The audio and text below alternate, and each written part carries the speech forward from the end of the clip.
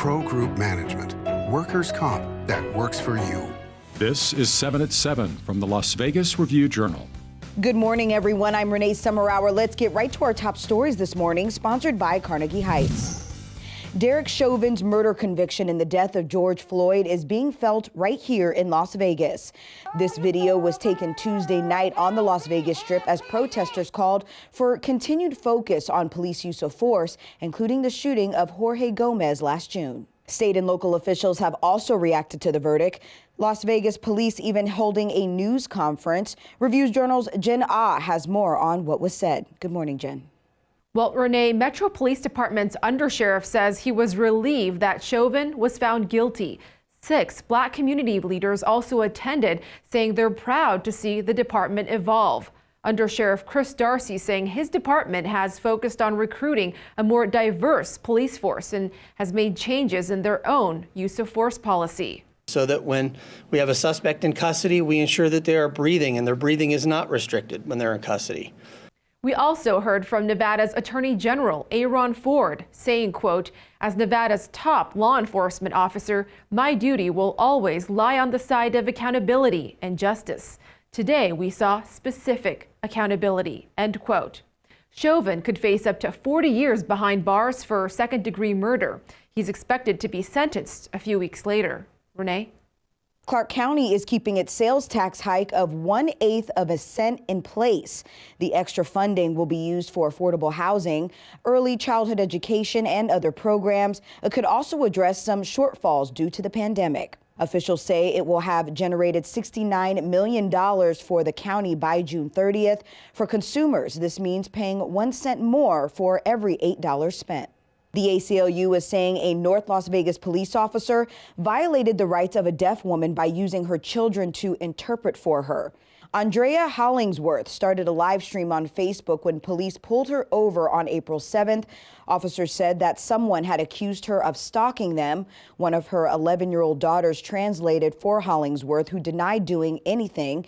The ACLU lawyer told the Las Vegas Review-Journal that the video showed a clear violation of the Americans with Disabilities Act.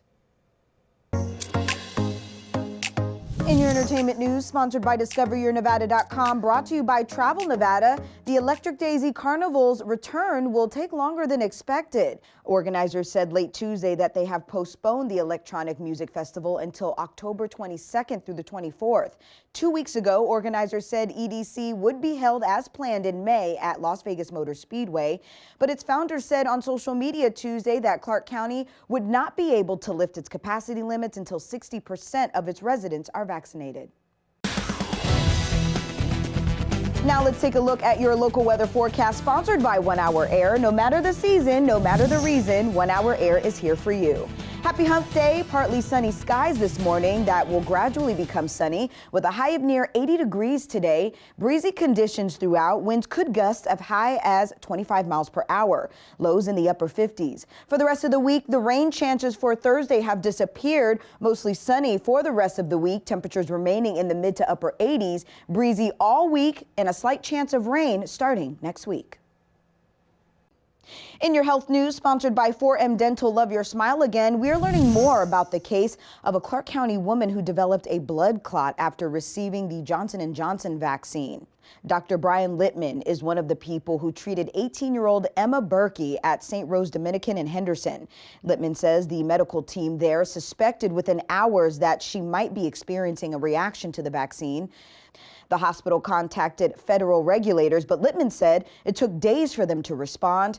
A spokesperson for Berkey's family says she is slowly improving.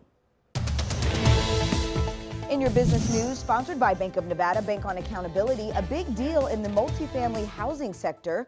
A Utah real estate firm has bought 3 Las Vegas apartment complexes for over $180 million. The accent on Rainbow, the accent on Decatur, and the accent on Sahara. Eli Siegel tells us what this means for the market.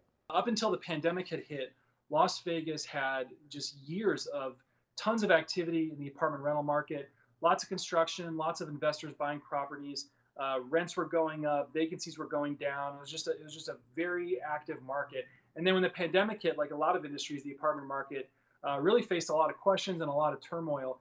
and the number of sales just really went down. So this is a very big sale, biggest one that Vegas has seen in a while. And Caesars Entertainment is one step closer to officially acquiring the sportsbook operator William Hill.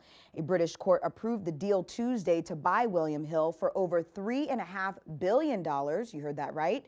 William Hill's shareholders have challenged the deal, saying that the terms were not properly disclosed. An analyst said the deal is expected to close imminently.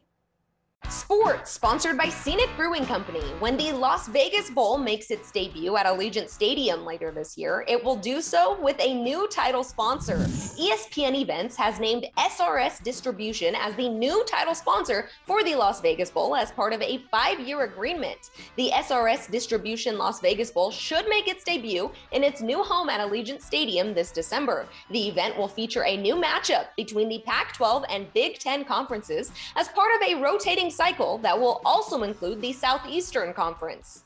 Sports betting, sponsored by Las Vegas Paiute Tribal Smoke and Cigar Shop. The Golden Knights are minus 245 home favorites tonight against the San Jose Sharks as they go for their 8th straight victory.